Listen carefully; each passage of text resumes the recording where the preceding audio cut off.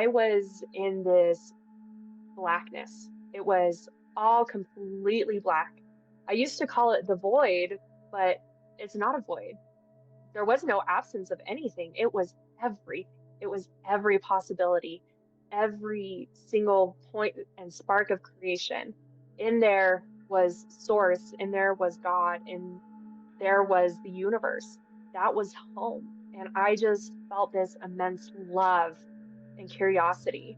I did not remember this human form called Bree. I didn't remember this experience called Earth. And yet, my consciousness knew something drastic had changed and shifted. And I just had this thought, am I dead? I ended up in this vibrant blue, bright blue tunnel filled with ones and zeros. And I'm going through it at supersonic speed, still just have this spiritual body. And I know I'm being downloaded with all this amazing information. And I wasn't aware of what that information was, but I knew I was being downloaded. And it was like warp speed. So there was myself, there was a giant stack of black numbers. It was a pile in front of me. I pick up these numbers, throw them in the air, and say, no wonder you love creating, because I realized the universe is created in math. And I just thought that was the most exciting revelation. I just transitioned to the next part of my near death experience. The next part is where I had the majority of my experience.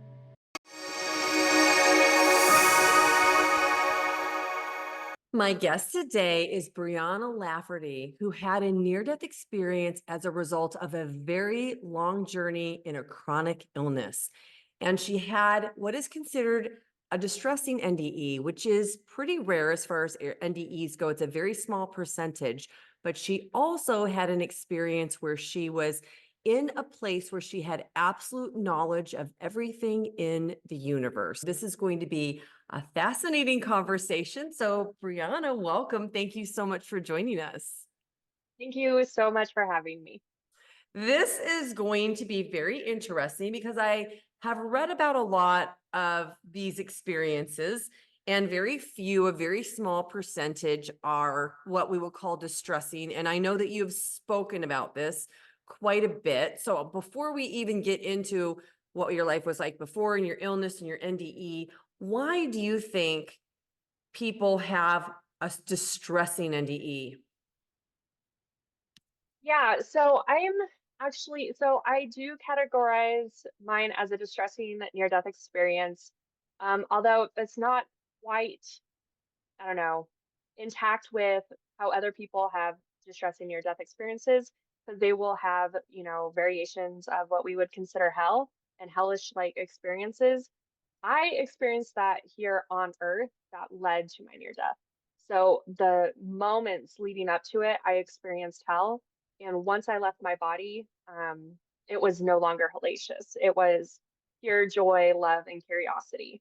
But I do consider it a distressing near death experience because I literal demons leading up to my death. Wow. Okay. Thank you so much for that clarification, because I want people to understand, like, it's not the norm to have this, but you also had a part that is just going to be so beautiful and so exciting, because it's also not very often that somebody gets to experience full knowledge of the universe. So this is my favorite part.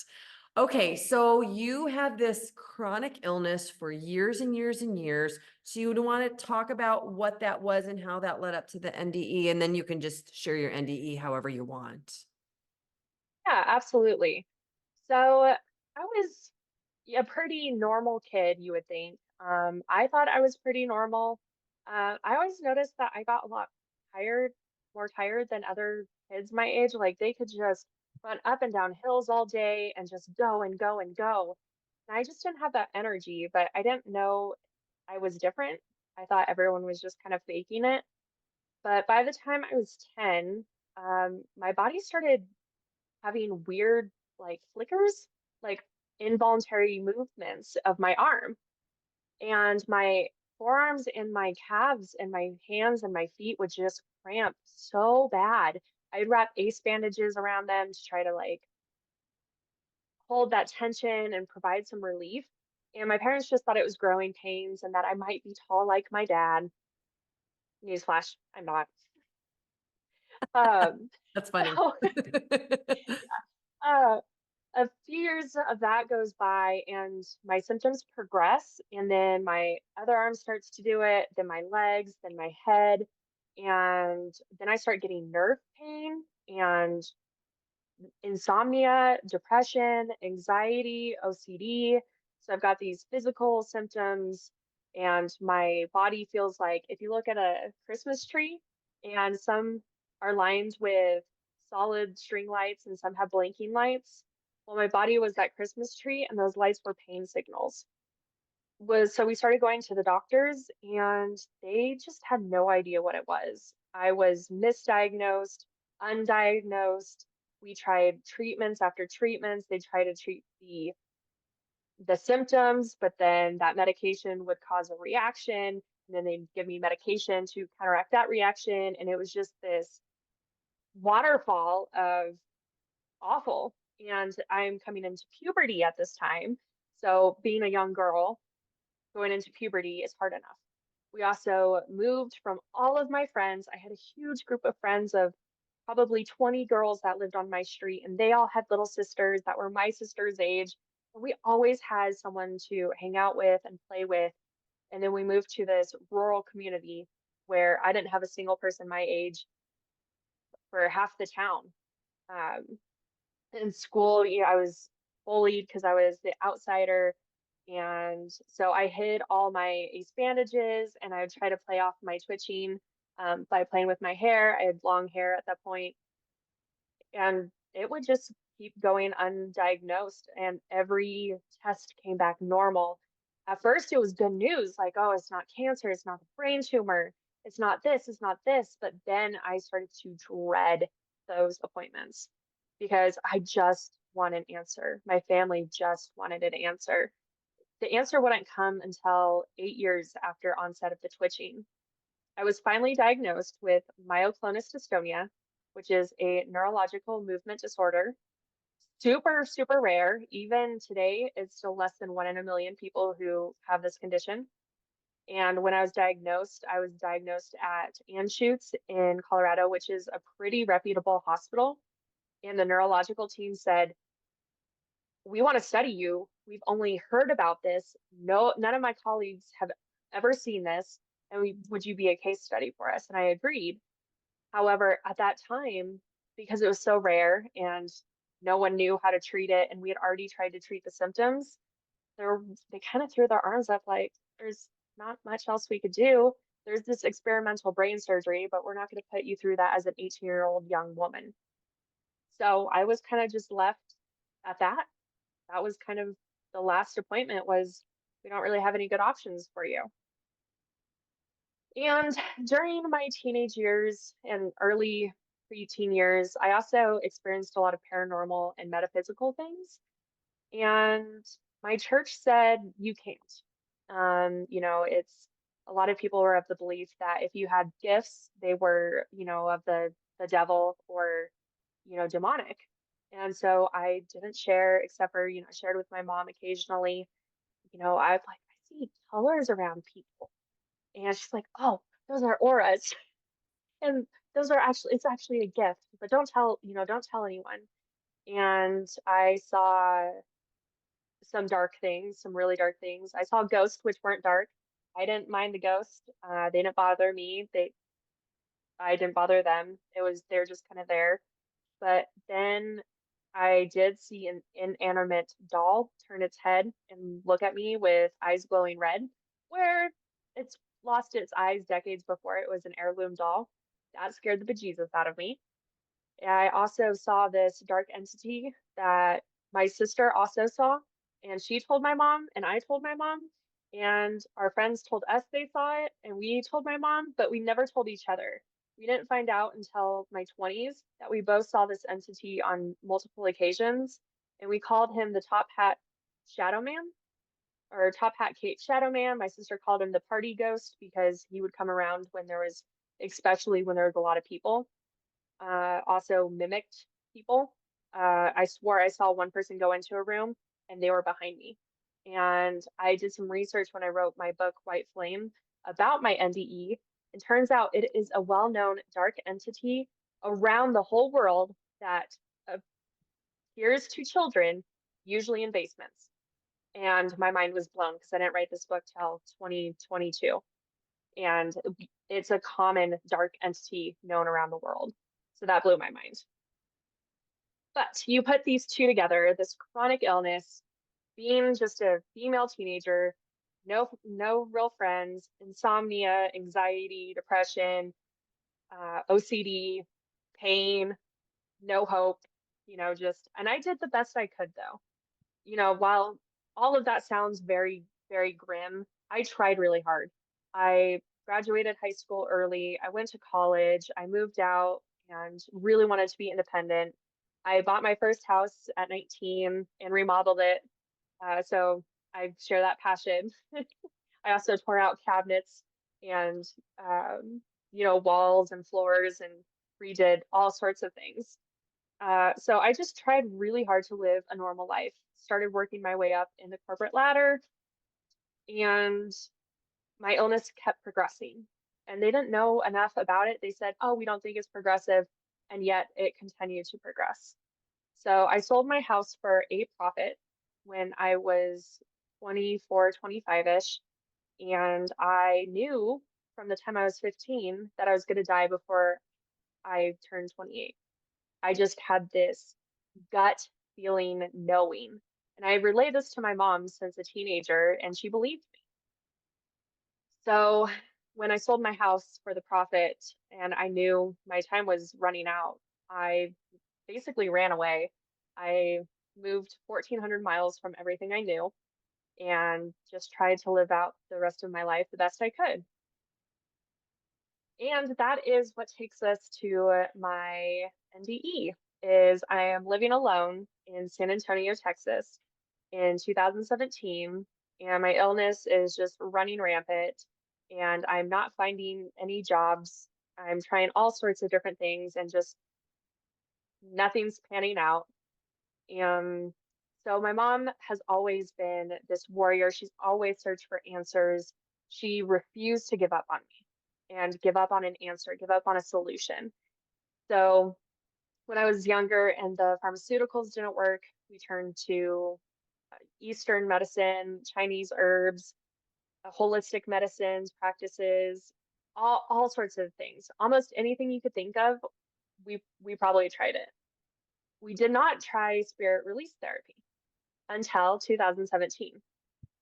It is when you're oppressed by an entity or entities, not possessed. When you are possessed, they can take over and actually make you do things that you otherwise wouldn't do. When you are oppressed, they can cause illness, they can cause nightmares, psychological issues, all sorts of crazy haywire things. And my mom had read somewhere that, you know, sometimes these weird conditions pop up as a result of these entities being attached to a person. So she's like, you want to try it? Sure. What's the harm? We get in touch with a lady who did spirit release therapy, SRT. Yes, SRT. And she said, well, you can get a little sick. It might feel like the flu, and just sit with it. It's okay. Well, she was kind of right. I got sick, but I didn't get a little sick. I got very sick. So you throw the myoclonus dystonia, which has already tanked my body. I have no energy reserves. I'm in near constant pain and twitching episodes. It's non-epileptic seizures is what I would get into. Insomnia, I would go 3 or 4 days with zero sleep. I mean, not even a 10-minute nap, no shut eye, and just empty. So complete insomniac. And I don't know anyone who has or have had worse insomnia than I did for a majority of my life. That is how I lived. I lived without sleep. I lived without energy. I lived in pain. I lived in fear. And so you throw the myoclonus dystonia with the insomnia, and the nightmares together with what I now call a spiritual flu. And it's when you have so much energy being moved or released from your body that you actually get flu-like symptoms. I had no idea this could happen, but my mom's a feng shui practitioner, and she said if you move too much around your house at once, you can get the feng shui flu. It's too much movement of energy, and your body responds because we are energy. There's also, if you're familiar with Dr. Joe Dispenza, if you go to a week-long retreat, some people come back with flu-like symptoms. They call it the Dispenza influenza. It's movement of energy, and it's so much that it makes your body ill.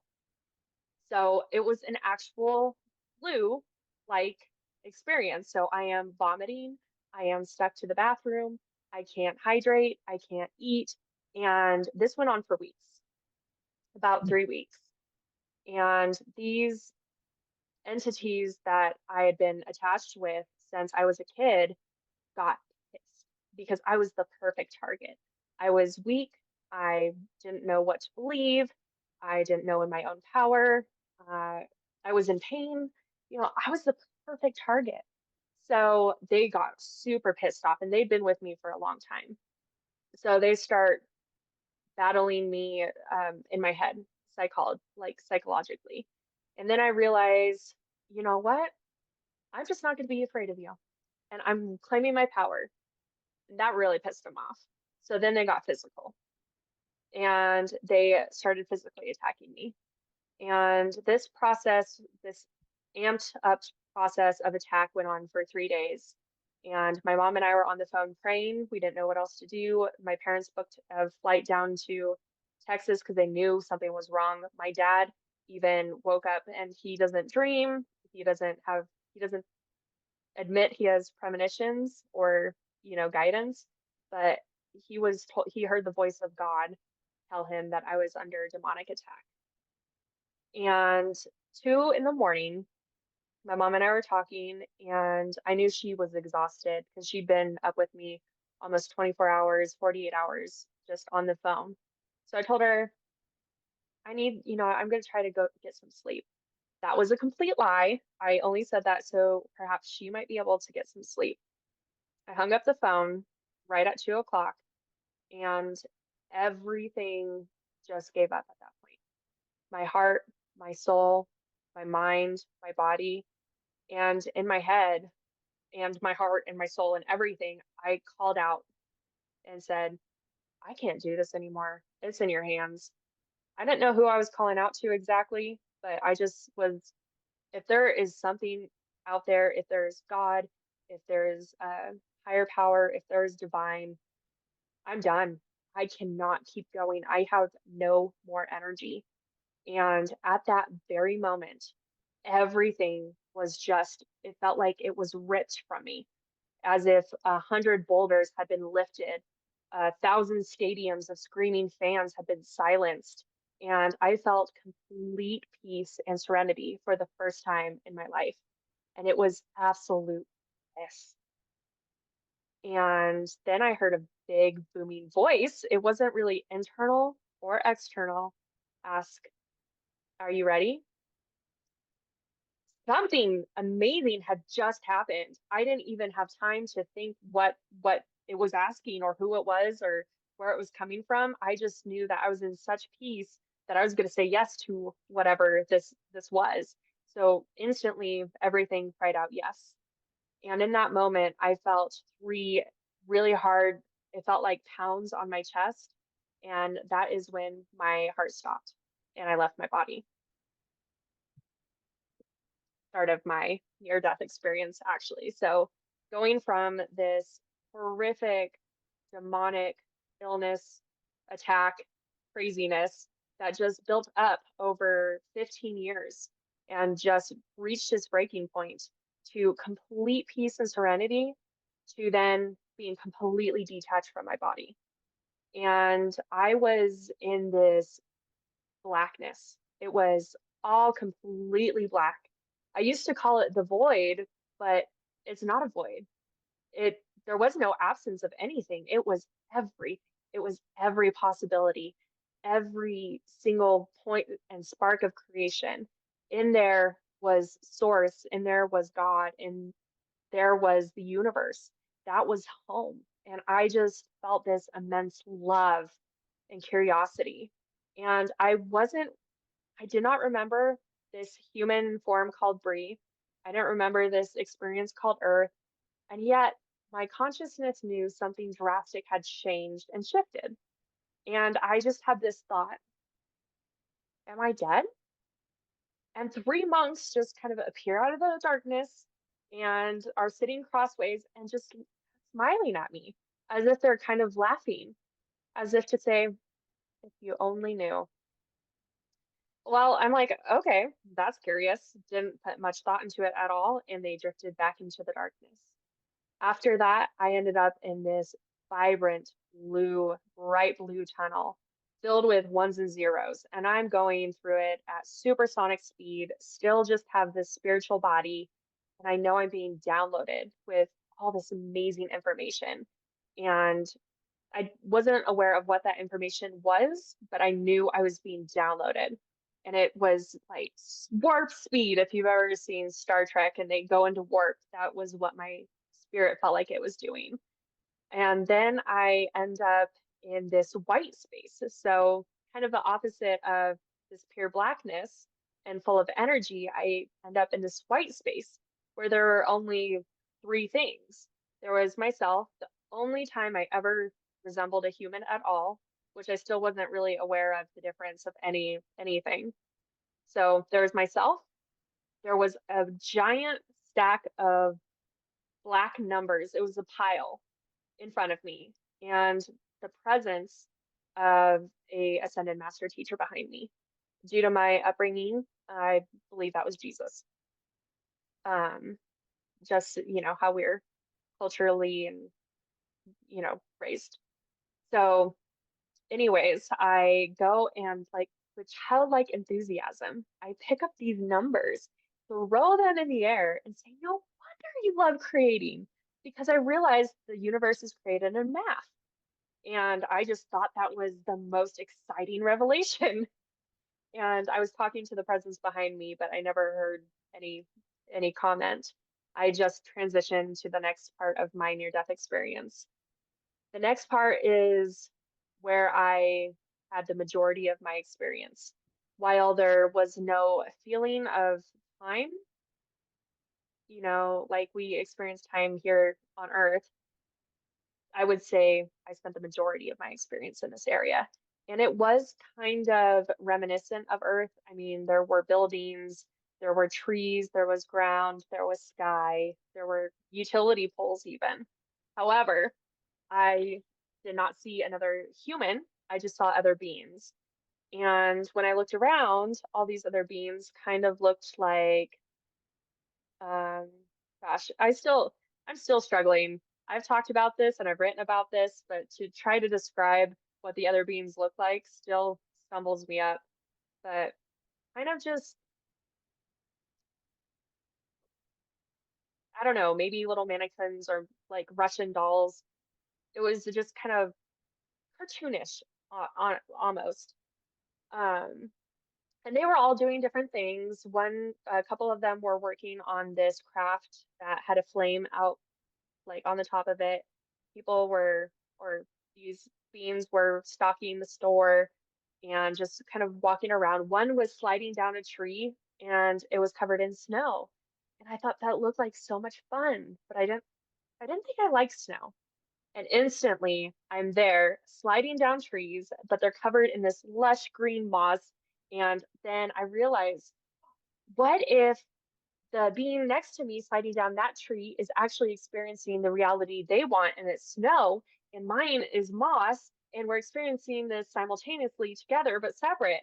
And it wasn't this whole conundrum that it sounds like here. It was just like, oh, curious, once again, just pure curiosity, joy, and love. There was a part where I had a robot like body, and a few of us were trying to fly. I was terrible at it. I ended up running into one of those holes and severing my arm. However, there is no fear and no pain. So I was just like, I wonder what's going to happen. Then I see it grow back together with binary code. Oh, cool. Just curious. Curiosity, joy, and love.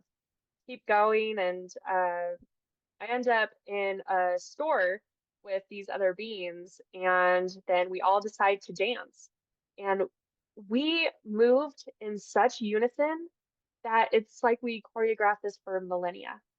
No one said a thing. There were never any words spoken, but everything I thought happened instantaneous.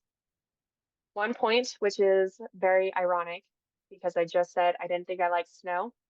I was a snowman. And I thought, what happens if I get too close to that flame on that machine? Well, instantly I'm under that flame, melted in a puddle of eyeballs. And I just have the thought, I wonder if anyone will put me back together. Instantly, beings come and put my puddly self back together. Um, but there were no ever words. Like my thought didn't go somewhere, get received, and come back. It was just all instantaneous.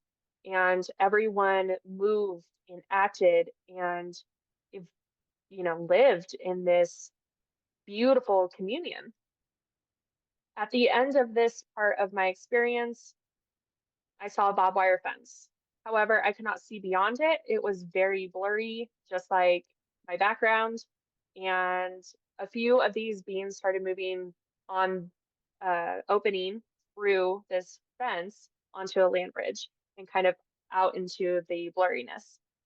I was never asked if I wanted to go with them. I just knew they were going to probably the next realm or the next frequency. And I was never asked if I could go, if I wanted to go.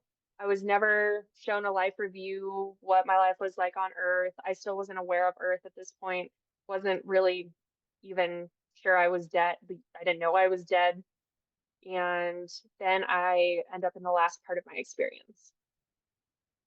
I'm in a very dark room. It feels kind of like tight, and seven magnificent beings are behind me.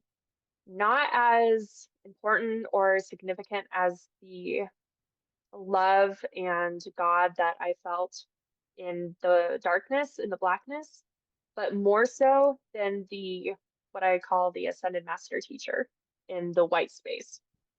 And in front of me is this scroll, and there is beautiful golden sparkly script. And I get so excited. Well, that is the moment I remembered that I was human, and my human ego showed up and said, "Oh, you're showing this to a human." And just like that, the script went away, the scroll rolled up, and I was sent straight back to my body. And hitting my body was so intense. And I was like, no, I got to go back to wherever I just was. I tried asking, calling out to the creator that just came and saved me. I tried breathing slowly and deeply and meditating, and nothing worked. But I felt like I had been gone from my body for 2 months. And if I was going to open my eyes, it was going to be in a coffin underground. That my family disregarded my wishes to be cremated. And they were just so brokenhearted that they decided to bury me instead of cremate me. And I was terrified that if I opened my eyes, I'd have to figure out how to dig my way out of the grave and if I could do it, or if I was going to suffocate now that I'm back in my body. And just, all these crazy emotions went through my head, and I felt like I was stuffed into a sausage casing. So finally worked up the courage to open my eyes, and I looked at my phone and it had the time. It was 2:08. And then I was like, well, is it 2:08 2 weeks from what I remember?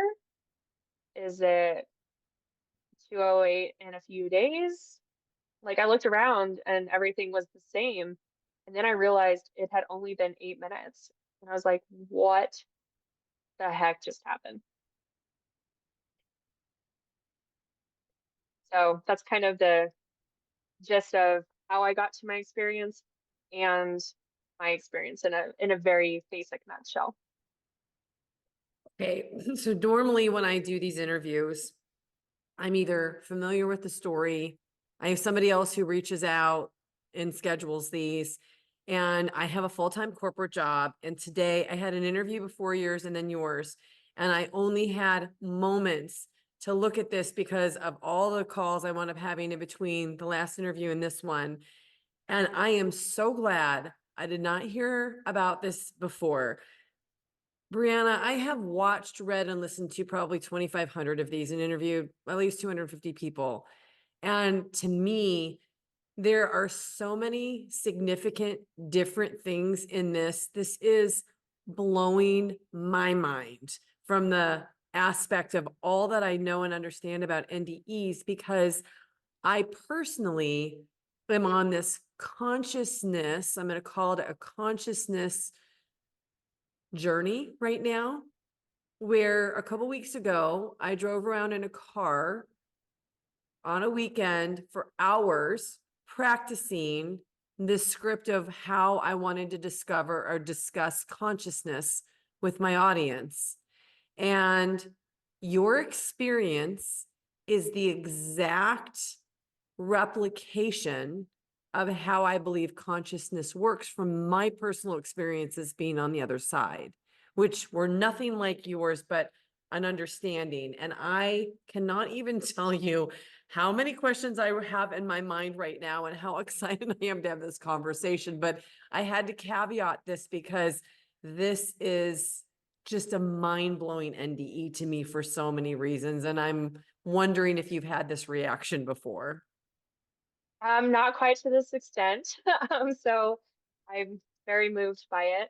I love that we got put here at, in this place, in this moment to be able to talk about it. I am totally in the flow these days and just accepting what comes, why it maybe I don't know the why until later. Hindsight is beautiful, but the now we don't always understand. From especially since my NDE, looking back, I can see exactly why everything happened, why I was attached to, and my sister wasn't. She wasn't sick. She wasn't weak. She was vibrant, healthy, and had a strong spiritual knowing. She was very connected to source since a baby. So was very protected, and I was very vulnerable. And so, just attachment after attachment. And okay, why did I go through that? How did that happen? Why did I go through this illness? Then why did it go into remission? So go into remission after my NDE for 18 months. And this thing was day in, day and night. Like there was no remission. There was no like escaping from this condition. So for it to be gone for 18 months, I heard NDEs sometimes cure people, like Anita Morjani cured of fourth stage cancer. And I was like, oh my gosh, maybe I'm one of them. Well, then the minute I spoke about it, uh, other things were happening. I didn't know what to do with all this knowledge. I went back into my old actions, my old feelings, my old way of being, and I just tried, oh, now that I'm better, I can do it better. I can be better at my career. And so I just went back to my old life and in my old life lived my old condition. So I would end up down the road actually getting that experimental brain surgery, which was a complete success. They had hopes because it was very experimental of maybe 70% relief of dystonia, not a lot of hope for myoclonus. And I came out around 90% improvement on both ends, just miracle. 6 months after that, I left corporate America and turned down what I thought was the best job in the world. And I went on this journey, this hunt. Why did I turn down everything I've worked for? What is this all about? Why did I have this experience? What does it mean? And I got into a meditative state and I was told, well, shown, because they don't tell me anything ever. They just show me metaphors. It drives me nuts. But I was shown a beautiful river in the mountains and books being thrown on the river, floating as stepping stones. I wasn't a reader. I was not a writer. Like, really, I've got to write a book. And so I sat down and wrote my first book. Soon after that, I was like, okay, what else? What else is there? And I found this thing called a death doula, and I became a certified death doula because I just love being so close to that veil. And I thought the only way I could do it was, helping other people cross over. I volunteered in hospice for 2 years after my experience and just loved it. And I started my own business. But there was still more. I still had subconscious programs from a life of survival. And I was like, it's time to rewrite those. I know we have the power to rewrite these codes that are written in the subconscious. We are 95% subconscious actions by the time we are 35. And I was like, well, I'm not 35 yet, so it's even better. I can go rewrite them. And I attended a meditation retreat for a week. And in that retreat, I got back to the void or the darkness where all possibilities exist and every energy, every spark of every beginning and every end and everything in between is there. If you think it, you can find it. You feel it, you bring it. And I saw my heart and my brain appear out of the darkness, a lot like the monks did. But then I saw parts of that binary code from my tunnel start to circulate. And I knew I was back in that place, but not dead, not detached from my body. And source, like directly from source, was sending love through this binary code and circulating in my heart and brain.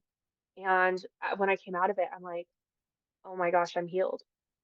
It was just a knowing. And I shut off the deep brain stimulator. I had fought 22 years to get 6 months after Whoa. getting it. And it has been 2 or 3 years this July. I think we're going on through, I don't know, time still is really hard for me to put in places, but 2 or 3 years symptom free and my DBS is still off.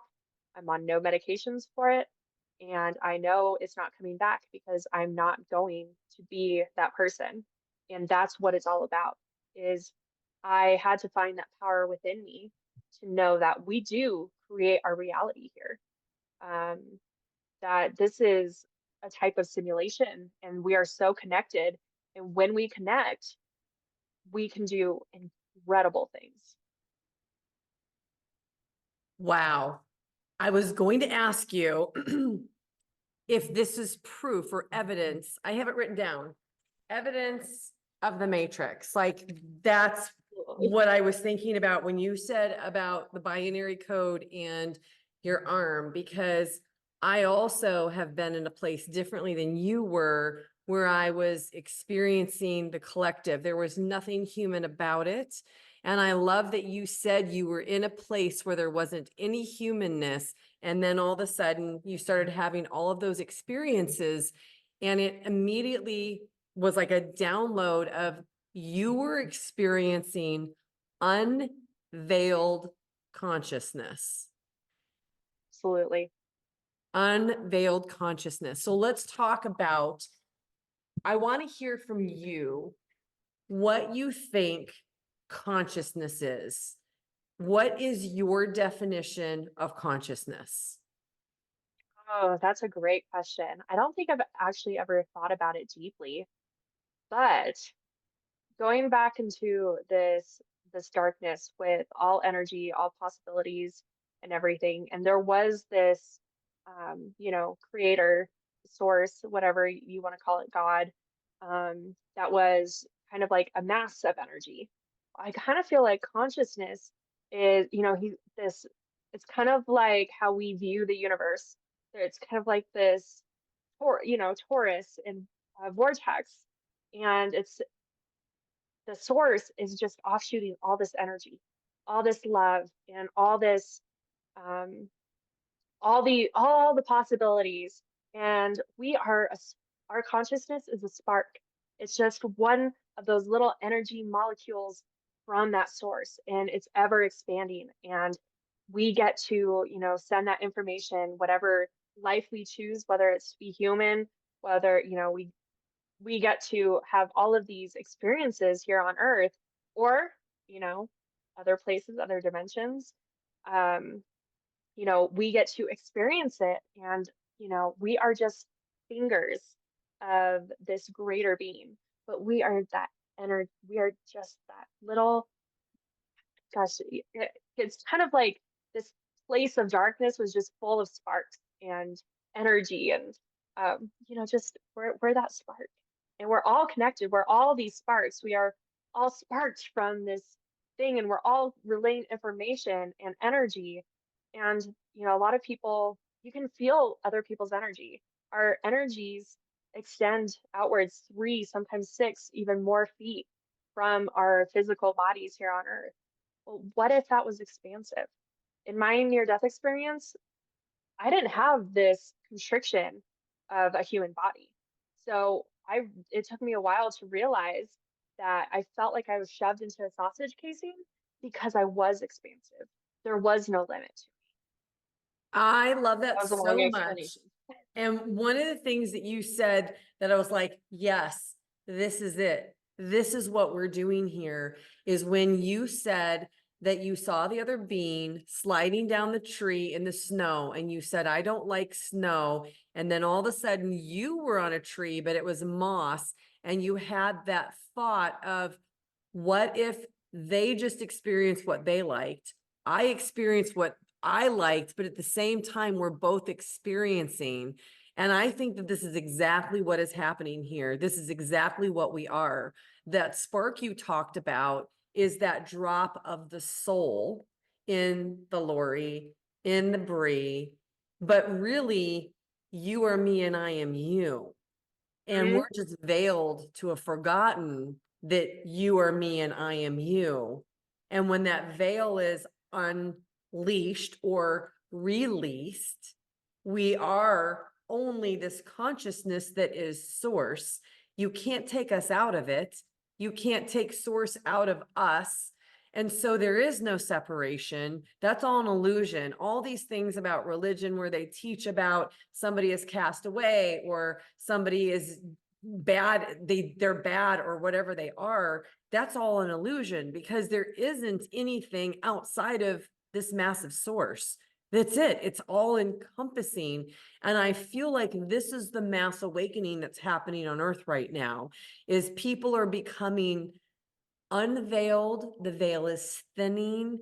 They're starting to remember what and who they are, which is just this spark or this drop in this human experience that's just veiled and it's all just unfolding, and that we are the Neo from the Matrix. And when we wake up to that, you just nodded your head and said yes, and we're on single screen right now in the video. So I want you to weigh in on this because I probably should have half of this conversation on dual screen because like we're riffing off of I'm each just like, other. yes, yes, yes. I'm making a note actually. We're going to edit this differently than I do most of my other videos because I feel like now we are getting into what I call a collaborative conversation. This is where things get like super, super deep.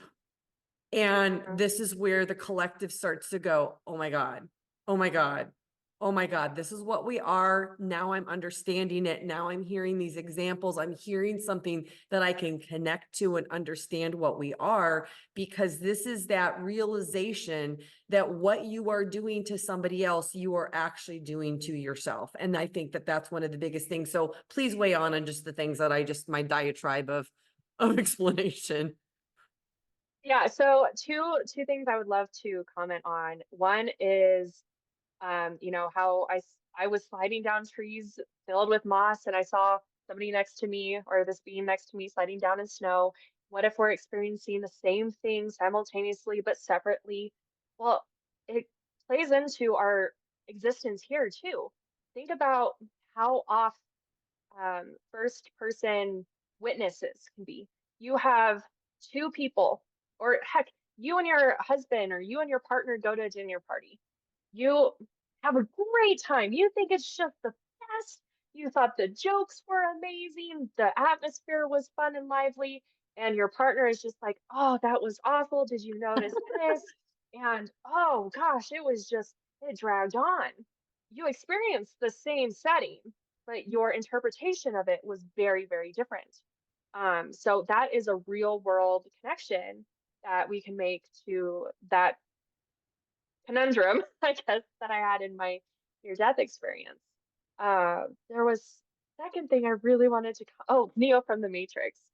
Uh, so I actually did a panel with Betty Guadagno, Oh, I love her. AJ, yeah, Clay. He's a spiritual rapper. He does a bunch of IANS events virtually. And then Daniel Endy. And we did this presentation on how this is the simulation, how it is a video game, how it is the Matrix, how we are just players and we can level up. There are boss modes. I don't know if you know much about video games, but Betty Guadagno probably, I think she's in her mid 40s and I'm in my mid 30s. So we grew up in this video game era.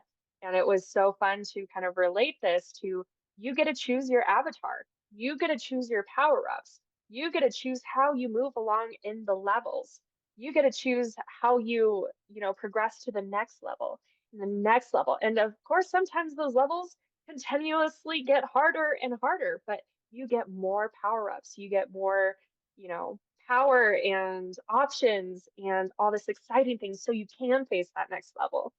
And that's exactly what this is. And if Uh, you die, you didn't really die. That's the other part yeah, of it. absolutely. You can respawn, you can hang out in, the you're not in a level. It's usually like home base where you get to choose different skins and different weapons and all that stuff. And you're safe because you're just, kind of hanging out there. That's kind of exactly what we are doing here. Also, I really, really love to talk to people about how important our thoughts are Oh my because, gosh, I'm so glad you're going to bring this up. well, just You like go, my thoughts, girl. my thoughts on my NDE would instantly happen, that's still the energy and combination of what happens here. However, we are blessed. I used to think we were kind of cursed with this thing we consider time. However, we experience pain, we experience loss, we experience fear. So if I had the feeling or if I had the thought and I look out my window and just have we get these weird random thoughts all the time. I wonder what would happen if I got hit by that bus. Well, in my NDE, I would be hit by the bus, and splattered and hoping somebody would put me back together. But I wouldn't be in pain and I wouldn't have fear and there's no loss. However, here we have a blessing of time. So you get to change that thought. You could be like, oh, but if I just stop and wait for the bus to pass, or I go that way, or I sit down, you have all these opportunities to change your thought and change that outcome. I love that. I think that's super, super important. I've been mentioning this a lot as I've been talking in these interviews lately, because I think for the very first time, we have evidence in the physical way about the power of thoughts. And that is now that these telepathy tapes have been uncovered and people are talking about them. Are you aware of what I'm talking about? Not at all. Sorry, I'm going to send everybody down a rabbit hole with this. I keep bringing this Love up. it. I can't help it because Follow the white rabbit. it's just mind blowing. The telepathy tapes are a collection of this woman's research into non-verbal autistic children who have evidence of telepathic communication with parents, mothers, siblings, other people who visit them. And what they're saying is not only are they telepathically connected to people in their physical life, but they are going to this place in their mind called the Hill, where thousands from all over the world, doesn't matter what language they speak, gather. Each person has a role. And like this person is a teacher of history, this does this, and they seek each other out and they have relationships there where there's evidential information that the mother in Switzerland, son in Texas, knows everything about their pets' names, their siblings, where they go to school, all these things that they could not possibly know. And so there's this evidential information that telepathy exists. And what are they saying? They're saying, you better be careful with your thoughts, because we have now bypassed the 4-minute mile. of telepathy. And what I mean by that is it is now in the collective consciousness of this earth plane that people will be able to start, if they haven't been already, communicating telepathically. That means you better clean up your thoughts. You better understand the power of them. You better understand that people will be able to hear what you're saying. So these thought to be autistic, nonverbal kids that were looked down upon have been relegated to the back corners. We're now uncovering that they're not what we thought they were. They're brilliant, spiritual, awake beings here to show us something. And one of the first things that we're going to have to reconcile is our thoughts and the power of them. So I'd love to hear your thoughts about this. Yeah, absolutely. I've actually, while I haven't heard of the telepathy tapes, I have heard of, research, and I've had these discussions with a few of my other, more spiritual friends that autistic kids aren't actually, it's not a disorder. It's that they are the new generation of I just elevated got frequency, goosebumps all actually a over. gift.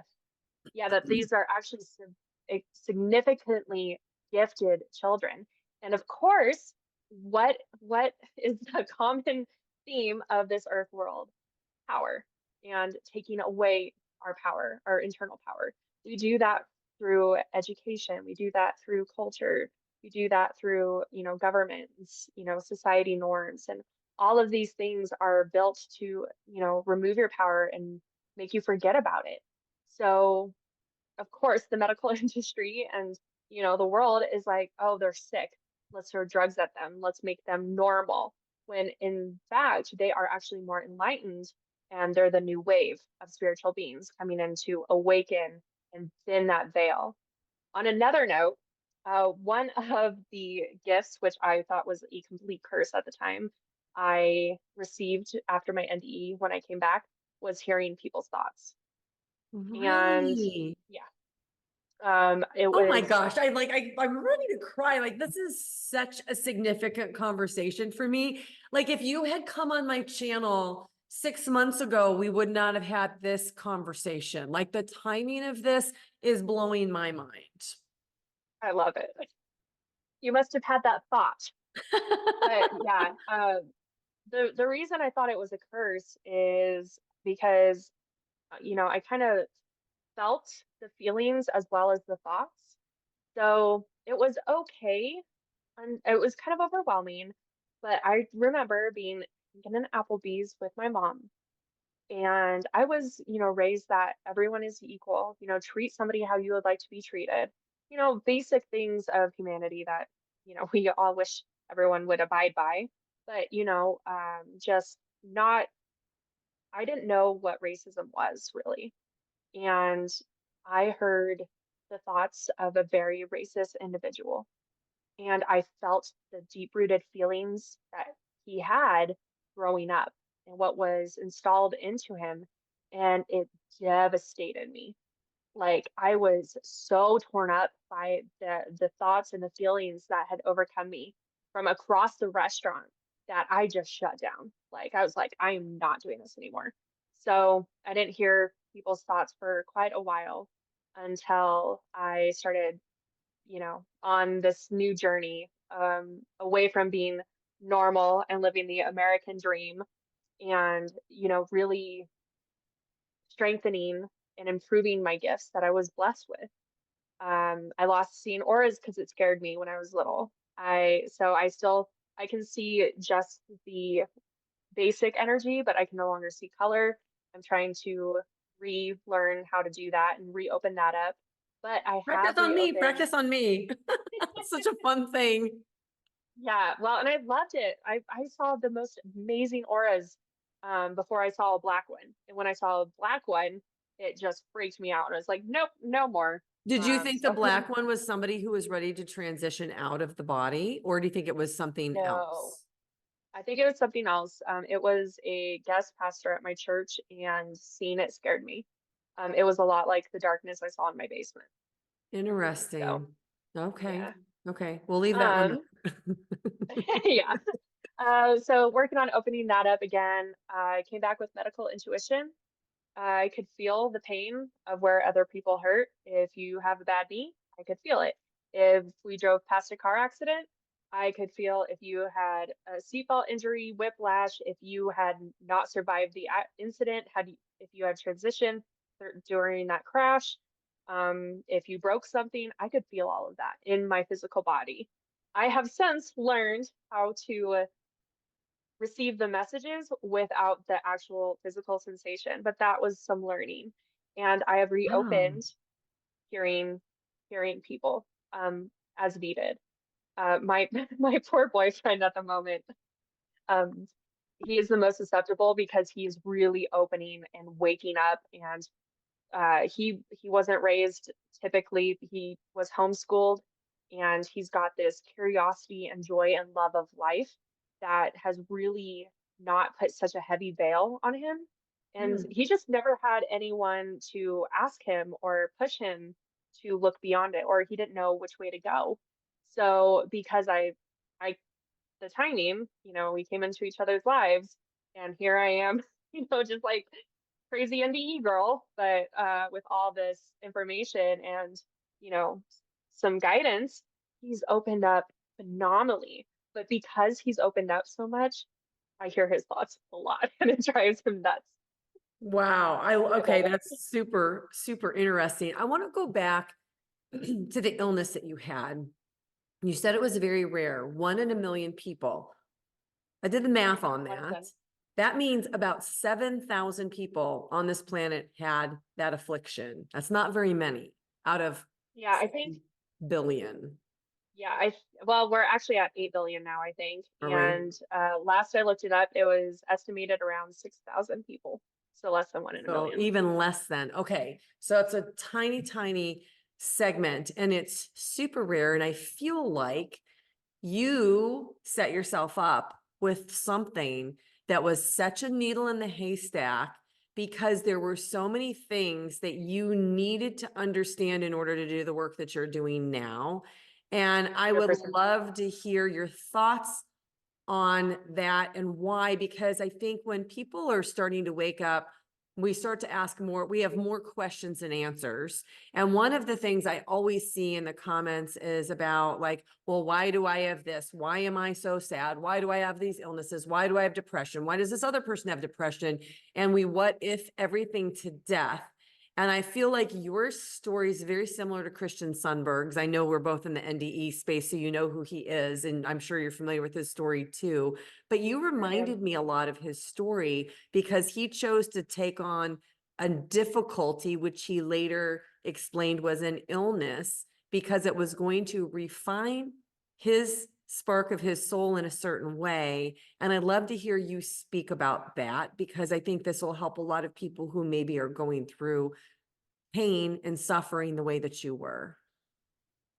Yeah, so not just my story, but other people who have had these experiences, not necessarily just NDEs, but these extraordinary experiences that, take away the veil, whether that's out of body or shared death experiences.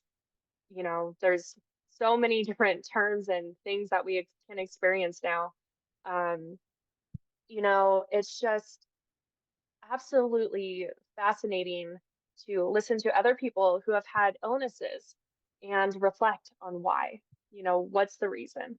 And, one reason is we get to experience these things. We get to experience pain. We get to experience it, weird anomalies. We get to experience being an outsider, a weirdo, a rarity, just we get to experience that frustration, that confusion. And I will tell you, it took me to the depths of my soul so many times. When I was a teenager, I would I would cry out, I would call out, I would argue with this thing out here, this God out here that I was taught about. And I would beg, if you prayed hard enough, if your heart was, if you loved God enough, if you prayed hard enough, if you believed hard enough, if you had enough faith, God would heal you. God out here will heal you. You just keep praying. You keep sending all your energy this way, and you'll be healed. Well, that didn't happen. So what did I do? I became angry. It's like, well, I didn't do anything. Like, why do I deserve this? What did I do wrong? Is this a karmic thing? Is it a past life thing? Was I Genghis Khan in a previous life? Because not only did I have this illness and these paranormal metaphysical things, but I attracted horrible people to my life. So I went through a lot of abuse as well, which I don't talk about very often, very, very rarely, because that's not the main part of my story. Mine is the illness and the paranormal, but just all of these heavy, hard things. Like, why? And I, searched for the answer and I searched for God for a long time. And it's not that I didn't believe, I wouldn't consider myself an atheist. I just, I was unsure, what I was being taught, versus what I was experiencing. And then looking back, it's because I had to go within. I was sending all my energy and all my power out to nowhere, just out to the field, which, is great if you have intention and it's it's not just out of survival and low vibration energy. You send out low vibration energy, you're going to receive it. And when you're, begging or in fear or, kind of giving away your own power, you're going to attract that. You're going to attract people who are going to try to take your power away. You're going to attract, that fear back and everything back. So looking back, it's because I needed to go within to find the God within. Even in scriptures it says the kingdom is within.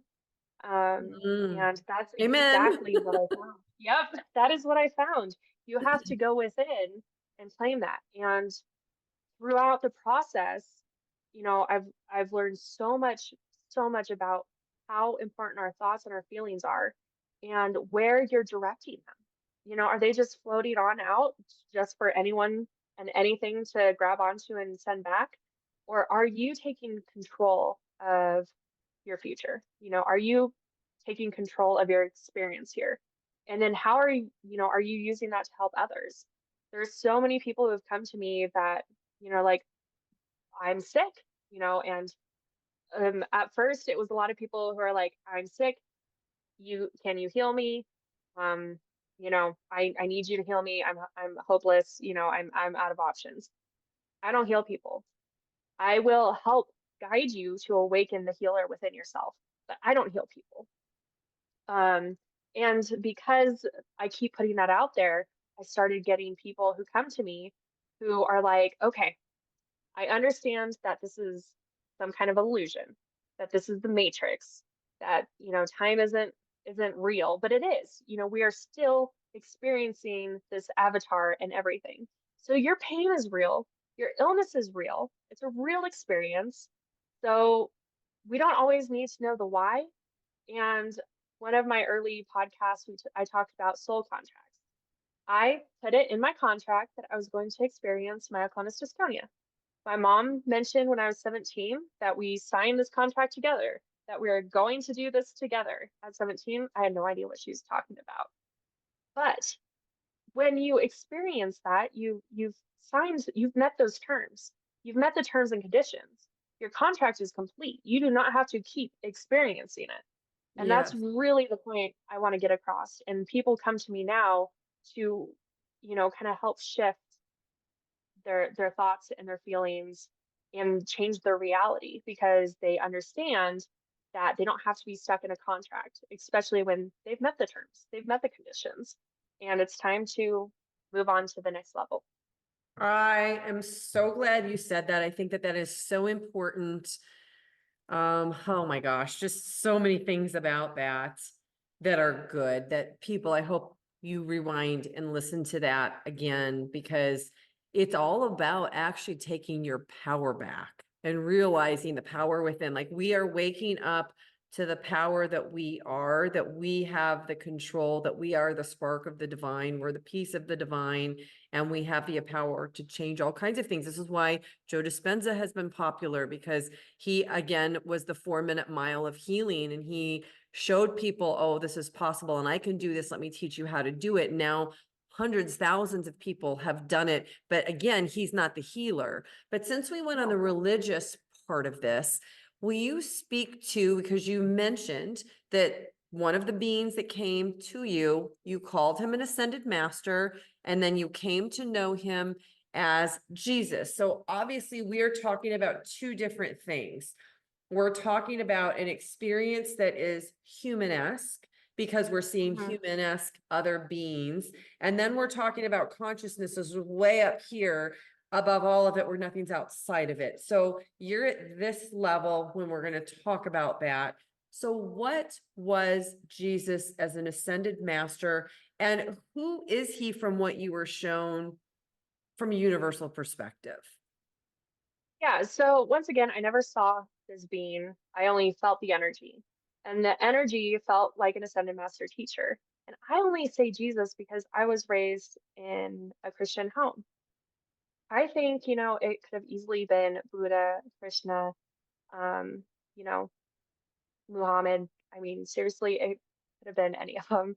There have been so many ascended master teachers throughout our whole human experience, however long that has actually been. I'm, a little apprehensive on, oh, we've been here so many thousands years, but it was just a teacher, this energy of teaching and a guide, that was the energy I felt.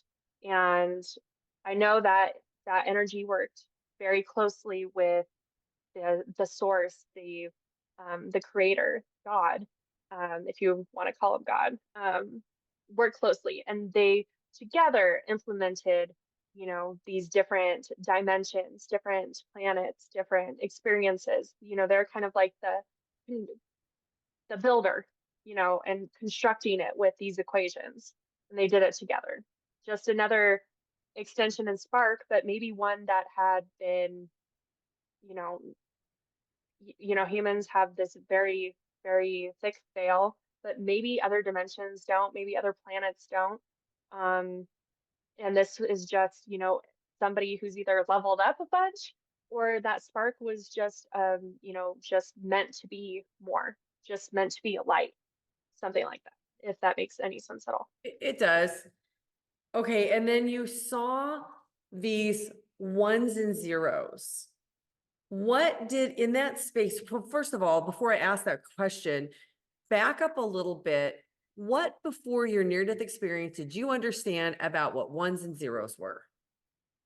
Oh, the closest thing I'd ever seen about ones and zeros is the Matrix, where Neo can see ones and zeros. And even computer coding, had way more, so at least the code that I learned when I was younger had way more than ones and zeros. So it was not a part of my knowledge, really. Like, I really had no knowledge of ones and zeros other than that, few parts in the Matrix series. Okay, so now you're on the other side and you have this experience where your arm is severed and you see the ones and zeros. It almost reminds me of stem cells coming up and repairing. What did you think or feel or understand from that perspective? Everything is code. Everything is, all that energy is embedded into code. And if you think about it, even on a human level, you take apart our DNA, our genetics, it's all code. And then we share this code, this physical code, with so many other objects and beings, like bananas and monkeys, and, things that are so seemingly different, yet there's so much of the similar code within that. So basically, just that everything is code and, you know, loosely math, but coded. Everything that we experience is, built within a code. And here, your code can also move really fast, and that's our higher frequencies. That's our elevated emotions. That is when we are, close to source. And then you slow that down. It takes a lot to slow it down into this physical, and that code just moves very slowly. And that's where we get our desks and our walls and our, you know, things that feel, very, very hard. Even, our skin, although I kind of look at the human skin differently because I know there's so much energy that goes in and out of it that is just this, there's just this little barrier. Wow. All right. And then you were in this place where you said that the universe created a map. What was that? Can you repeat? I didn't hear what you said. Oh, sorry. You said that you were in this place where you said the universe created a map. Oh, so it's basically a grid. Um, so I've even seen it in our night sky when I've been meditating out. I live in a beautiful place with very little light pollution. I've lived in a very rural community, and sometimes I'll go out at night and meditate, especially if there's meteor showers. And um, I would compare the map to what I've seen in our skies even. And it's these grids, and the stars are actually all connected, and it's more like they're little little lights or little um, junction points and connective points, and it all grids together to provide our experience. Okay. I'm so glad you said that and I'm asked that question. One of the very first times that I had my experience where I left my body on a medicine journey, when I inhaled this medicine and it went in and I started to leave my body, before I left my body, it turned into this grid and it looked like a crystalline, iridescent grid. And there was a movie that came out a long time ago called The Last Mimsy, where they build this tunnel to go to another dimension to send some DNA back. And when they create this tunnel system, it's a grid. And that's exactly what it looked like to me as I was leaving. And I wondered if I was just piercing that veil and seeing things as they really were in this altered state before I left my body. And I'm so glad you said that, because again, that was a confirmation. And I say a lot on this show, like, your confirmations confirm my confirmations confirm your confirmations, because we're all here to be mirrors for each other. Oh, absolutely. I even told my boyfriend when we first started dating that I'm just a mirror. So what you think and what you feel is going to reflect back to you. And at first he's like, that's kind of scary. But now, like, we've got such a beautiful relationship because sometimes he'll understand that I'm just a mirror and he's seen what is actually going on within himself, both positive and negative. And it's really like amazing to watch him grow, and then just me experiencing and watching it is just, it's so much fun. But that that grid is, confirmation of my own experience. Seeing it here in our night sky here on Earth, and in my experience where I've never seen anything like that. I haven't seen the last Mimsy, or anything that puts out this grid. I didn't see the Truman Show until very recently, Yeah, that's an because old movie for somebody you. Yes. yeah, someone told me I needed to watch the Truman Show because of what I talk about. And then I watched it. I was like, it's built world. Oh my gosh. So many movies reflect this reality, and I think people were always ahead of their times, where they were having these experiences to help put little droplets, again, like little, it's almost like they're little puzzle pieces that we're picking up, little hidden treasures that we're uncovering to like put the whole picture together. So this is so interesting with you and your boyfriend. I'm going to ask you this question. If it's too personal, you don't have to answer it. But because you said to me earlier, when you were in all this illness, not only were you having all of these terrible experiences, but you were also not attracting great people. And now it sounds like, from what you're describing with this relationship, that you have, and I'm going to use this word very specifically, that you have attracted this amazing person who compliments you, understands you, that you are being mirrors to each other. And I don't believe that that happened by accident.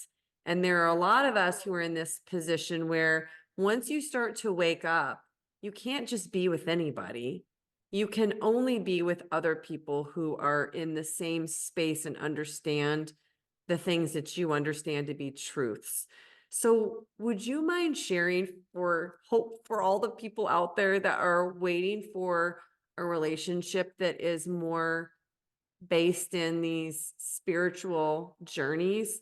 How in the world did you attract that to yourself? Because I'm using that purposely. I feel that was what you did. Yes, absolutely. I'm going to start with I first had to learn to love myself. Okay. That you can't attract love if you aren't the essence of love. And that took a lot of work. That took a lot of healing on all fronts, physically, emotionally, mentally, soulfully. And when I finally was whole as myself, and I didn't, I was fine with not finding anybody because we are in a unique situation where, you can't really have these surface level friendships anymore. You don't, you kind of like, what's the point when there's this whole soulful family that understands and we can have these deep conversations about why we're here, what's the purpose, where we come from, and just really dive in and get deep.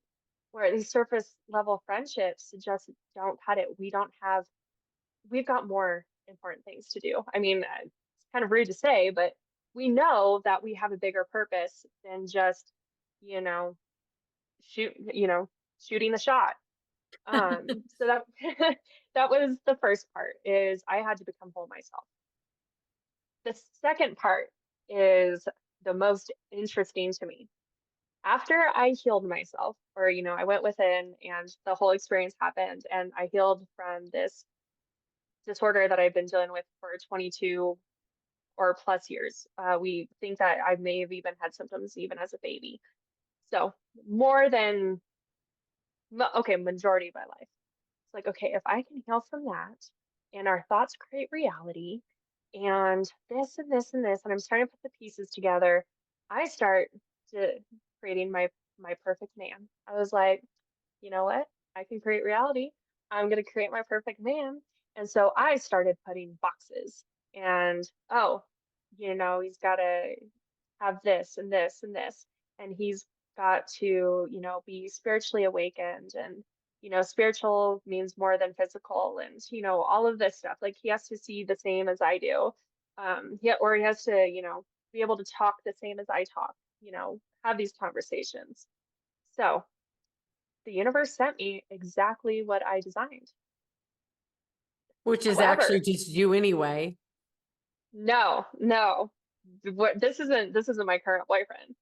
This is the universe sent me the guy I had created. However, with a caveat of the old patterns of the negative people I attracted. So he was checking boxes left and right. He talked the talk. And he could talk on these deep levels, but there'd be like little nuances. It's like he knew what to say, but then he would slip up, and it's like, okay, how do you believe this and yet believe this? They're very contradicting.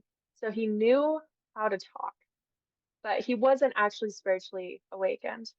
And all of these check marks that I've been putting off to the universe, I kind of was building this outer shell and forgot about the internal and the connection and things, but I hadn't known any different. I haven't had really great relationships. It all been pretty negative. So when I saw the old patterns of these very toxic relationships attached to this box I created, I was like, oh, I am not being treated like this anymore. I will not tolerate this. And I I say no. And I trusted my intuition for the very first, like for the first time when my intuition screamed hey, this is wrong. This is your old patterns. And I cut it off immediately. He still doesn't know why. But I listened to my intuition. And I'd been single for many years before that. And I was like, all right, you know what? Guys aren't a priority on my mind. A partner isn't on my mind. Yeah, I've got a business to build and books to, sell and promote and, other things to do. And then just a few months later, this guy I had run into on many occasions for 2 years out of the blue asks me to coffee. And he is like completely none of those little check marks, none of those, none of those things I was building. And he is absolutely perfect for me at this time, and that's all I want is, I don't project positive or negative for the future. I just know that we are here together at this moment in time for each other's growth. And whether that is, you know, our whole human experience from here on, that if it stays like this, that would be absolutely incredible. And if not, I can be so grateful for what we are teaching each other in this moment and how we are elevating each other. Wow. I'm so glad I asked you that question, and I'm so glad that you felt like you could share it. I think that that will help a lot of people. Yeah. Yeah. It's been quite an interesting trajectory on the relationship front. Knowing I could create things in my reality and then the universe still being like, well, you can. But, sometimes they might throw patterns to things to make sure that, hey, are you actually ready? Like, are you fully changed? Are you fully committed on every level? Wow. Beautiful. Oh my gosh, this is great. All right, I'm going to ask you one more question. We have been talking for an hour and 20 minutes. I feel like we've been talking for 20 minutes. I probably could Yeah, talk to me you too. all night long. So it's interesting. I heard you say the name of your book before we started, and then you mentioned twice about this brilliant white flame in your near-death experience. And that was not lost on me because it's the title of your book. I know there's a significance with it. I cannot help but ask about it. What in the world was this brilliant white light? Like in my mind, I'm picturing it almost like a torch, like a flame that comes out of a torch that's just white hot. And I don't know what it does, but will you explain this? Yeah. So, not just in my experience, but when I was just really lost, when I said goodbye to my career, and I was like, I just made the worst mistake of my life. Like, what am I doing? Well, I got back into a meditative state and I I breached a realm that was the realm of answers. And that's where I was going down this road and that road, like what would have happened had I gone down with my career? And it just kind of darkens. Okay, well, do I need to start a YouTube channel? That darkens. Do I need to do this? And there's paths, and I'm following these different paths. And then there's one path, and there's this mountain, like this lady pulls down this sheet of mountain, and I just see more mountain behind it. And that's where I see the stream and books being thrown into the river. And I'm like, okay, I've got to write some books. Um, in when I was kind of, so I was not so disconnected with my other meditations where I just completely disconnect from my body. And I just enjoy the void and all possibilities and all everything and just being disconnected from the weight of being me, being human. This one I was half in this world and half in the other realm. And I saw the white flame just here in my like above my head. And I saw it that first night, and then I went and did the meditation again at 2 in the morning both these times. And I was like, I saw it again. I'm like, okay, that can't be a coincidence. And so I looked up what the meaning of white flame meant. And I have it written down somewhere. Someone hasn't asked me about the white flame since, gosh, a few years, so I've kind of forgotten it. But it's basically um, when you are enlightened, there is occasionally a white flame in your crown chakra. It is a symbol of awakening, a symbol of enlightenment. And I think it is probably from a, a Buddhist that did some research and also experienced it. I can't be for sure on that, but I'm pretty sure that's what I researched back when I was like, what is this white flame deal? So it was the reason why I wrote the first book, and that's why it's titled What It Is, because after my NDE, my book ends around this time where I get told I need to tell my story. Wow. So do you think that we all have the ability to, as you say, penetrate the realm of answers?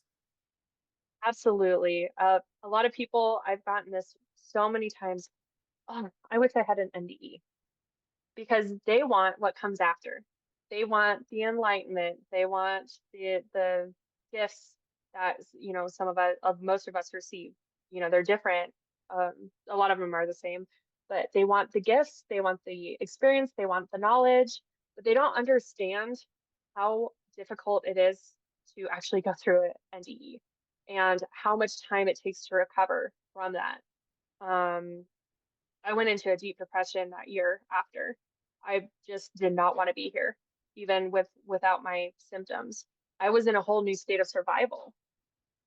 So I tell people there are much easier, simpler ways of experiencing and getting this knowledge and these gifts and thinning the veil than going through a traumatic NDE, because I don't know a single NDE that has not been traumatic in one way or another. Yeah, I agree. And not only that, but the integration process and how lengthy it is. Mhm. I think I read a statistic one time that on average it would take people like 10 years before they would even speak about it to anybody, let alone publicly talk about it. You did it sooner, but I also think you're younger, and I think the things are changing as newer generations are coming in. I agree. And I've noticed this with people around my age, it's more acceptable, it's more Mm, accepted, it's sure. sought after. I mean, you see YouTube.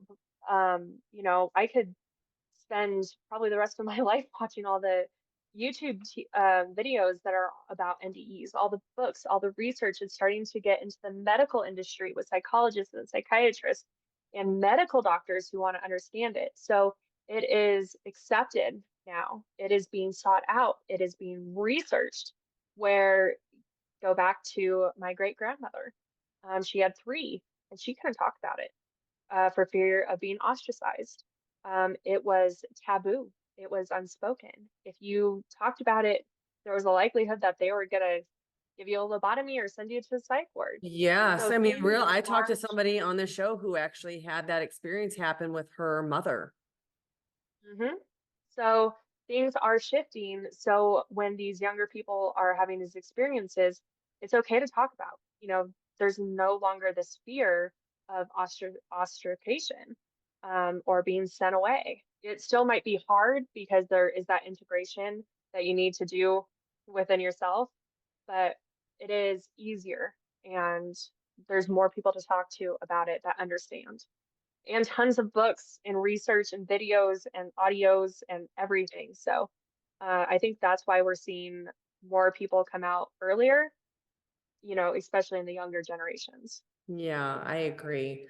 Well, I'm sure that there are people watching who are going to want to connect with you, to learn from you, to work with you, to read your book. So will you tell people how they can find you? Yeah, absolutely. So um, because of the inspiration of the binary code that I am now a little obsessed with, my website is BRI, the number zero, NICLLC.com. And that is Brionic LLC.com, because I felt bionic after I got my deep brain stimulator. And then I felt even more bionic and even more powerful when the binary code healed me from that. So that is my little play on words, not the easiest to find, but if you go to that website, you can find all my YouTube interviews. You can find my books.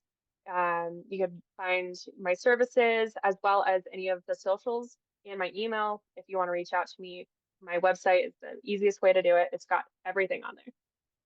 Perfect.